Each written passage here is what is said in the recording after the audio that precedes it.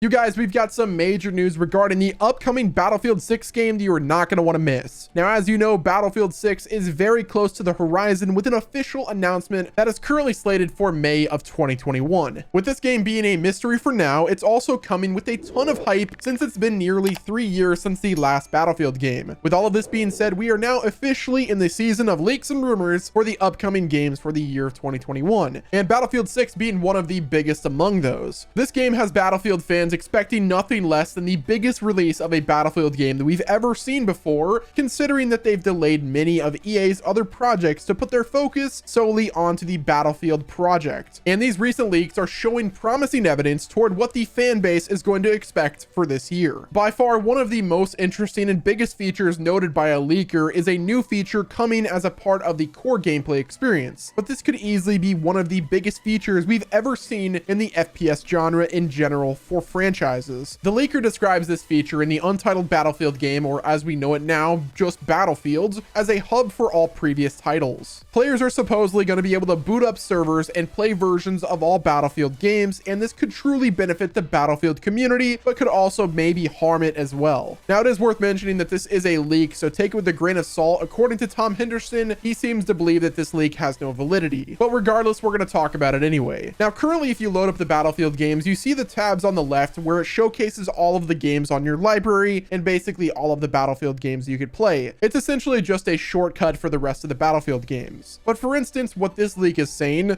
someone could play Battlefield 1942 or let some players access 1942 Arsenal, while others can use Battlefield 3 weapons in game. I'm not sure if this means we will basically have every Battlefield in one, like being able to boot up Battlefield 4 map and use Battlefield 5 weapons or vice versa, or really just any mixture you can think of. But if it is something like each game being divided by themselves, then this could potentially hurt player counts if you think about it. You possibly could have no players in certain games like BF1 or BF5, and the majority of the players being in BF3 or BF4, or the new Battlefield servers. Overall, there are a ton of ways this new piece of core gameplay could work, but with there being individual servers, they could all be sorted out in a good way and work very well for the new release of Battlefield this year for all of the players to be satisfied. This is what the leakers said exactly. Essentially, the new Battlefield is going to be a hub for most, if not all, Battlefield games. You will be able to boot up servers playing exclusively on 1942, or even have the option to play with settings so one team has access to 1942 weapons and vehicles, and the other team has access to BF3 weapons and vehicles. An example given was teams fighting Panzers versus M1 Abrams. Additionally, these settings include core gameplay mechanics such as not being able to sprint with 1942 settings and not being able to go prone with Bad Company settings. I'm not sure really how this affects balancing issues, they said. Now, with all of that being said, I'm sure there would be a ton of weapon balancing happening in the updates for the games. In terms of each game having their different mechanics, I think that this would make the Battlefield 6 game mechanics work for each game if it works the way that it's sounding. I mean, if it's like Modern Warfare and Cold War menu, where it simply takes you to a specific game from the hub menu screen, that means it won't be like a remaster type deal. But with how the leaker was talking about being able to use different weapons from different games crossing over each other, that makes it almost sound like somewhat of a remaster of old games. Now, it's worth mentioning that this was actually debunked by Tom Henderson. He says that this is not the case, so keep that in mind, but I wanted to talk about it regardless. With that being the most notable leak, there was also some other big stuff that he touched on, and I think it would be no surprise to anyone if they attempted once again a Battle Royale mode, especially whenever they see recent successes like Warzone and Apex Legends. Call of Duty has a better Battlefield game than actual Battlefield, so this is their moment to really drop the mic and just lay the hammer down on Warzone. Warzone is messing up right now. They're currently going to be going in the past with their new game according to a new leak. They said that Warzone is going to be going to the 1980s, and then they said the Call of Duty in 2021 is going to be a World War II game. So if there's any time for DICE, it is this year. Now, obviously, it's worth mentioning that this isn't DICE's first attempt at it. While the other release of Battlefield 5, they had the Firestorm Battle Royale, but that didn't gain much popularity due to the mode being locked behind a paywall. With the new Battle Royale that is expected to come out with Battlefield 6, it is currently unknown as to whether this mode will be free or not, but it's obvious that the smart decision would to make it free to play, or it most likely will not succeed. EA has seen the success of a free free-to-play battle royale game. They see it with Apex Legends, and they're currently seeing it with Warzone. This is Battlefield's opportunity to release a truly free-to-play experience for Battlefield and actually have an anti-cheat and have a netcode that doesn't suck. Now, the leak also touches on the base multiplayer game for the new Battlefield in 2021 or Battlefield 6, saying they're pushing the technology to the limits with 128 players or 64 v 64. Now, if you remember right, this is double the size of the previous games, but it is stated that the game will also feature 64 player returning as usual. If they were to do this, they need to focus on map sizes to make sure a player count that large will actually be balanced and fun. Also, we have a bunch of multiplayer fan favorite maps that are being speculated to return, such as Wake Island, Metro, and Operation Locker. Now, with all of these leaks coming out from so many different directions, everything needs to be taken with a grain of salt, like I said, and although a lot of these did come from reliable sources, they're not confirmed, so don't get your hopes up just yet. Keep your expectations low,